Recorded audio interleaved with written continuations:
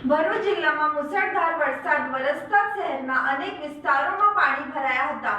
ભરૂચ જિલ્લામાં મોડી રાતથી શરૂ થયેલો મુસળધાર વરસાદ સવાર સુધી થતા વટ રહ્યું હતું। જિલ્લાના વિવિધ તાલુકાઓમાં સારો વરસાદ નોંધાતા જનજીવન પર તેની અસર જોવા મળી હતી। લાંબા સમય બાદ મેઘરાજાની ધમાકેદાર એન્ટ્રી થતા વાતાવરણમાં ઠંડક પ્રસરી ગઈ હતી।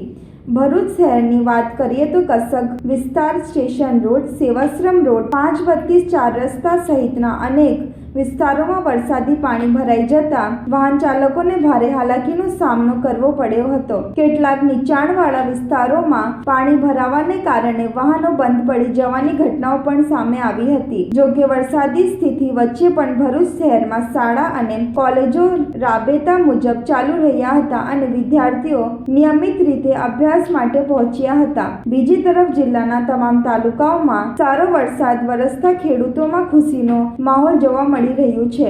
વરસાદના આગમનથી ખેતીની કામગીરીને વેગ મળવાની આશા વ્યક્ત કરવામાં આવી રહી છે।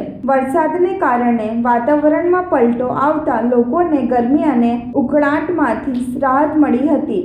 લાંબા સમય બાદ પડેલા વરસાદથી સમગ્ર જિલ્લામાં ઠંડક પ્રસરી જતા લોકોમાં આનંદની લાગણી જોવા મળી રહી છે।